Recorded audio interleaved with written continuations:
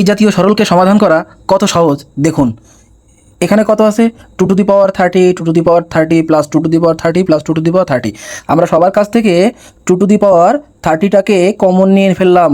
তাহলে এখানে কত থাকে, এখানে থাকে হচ্ছে 1, তারপরে প্লাস এখানে কত থাকে 1 প্লাস, তারপরে এখানে কত থাকে 1, তারপরে কত হচ্ছে প্লাস, এখানে কত থাকে 1। তার মানে এই 2 টু দি পাওয়ার 30 সবার কাছ থেকে কমন চলে গেলে এখানে থাকলে 1 1 1। এখন এখানে আমরা 2 টু দি পাওয়ার 30 এটা লিখে ফেললাম। তাহলে এখানে 1 1 1 1, 4টা 1 যোগ করলে কত হবে, 4টা 1 যোগ করলে হবে কত 4। এখন আমরা এই 4কে কি লিখতে পারি, আমরা 4কে লিখতে পারি কি 2 স্কোয়ার। এখন আমরা সূচকের নিয়ম অনুসারে, সূচকের নিয়ম থেকে কি জানি, এখানের ভিত্তি 2, এখানের ভিত্তি 2, এই ভিত্তি যদি সেম হয় তাহলে দুটো ভিত্তিকে আমরা একটা করে লিখতে পারি, এবং সেগুলো যদি গুণ আকারে থাকে তাহলে পাওয়ারগুলোকে আমরা লিখতে পারি যোগ আকারে। তাহলে এই কত হলো 2 এর পাওয়ার 30 প্লাস 2, মানে 2 এর পাওয়ার কত হলো 32।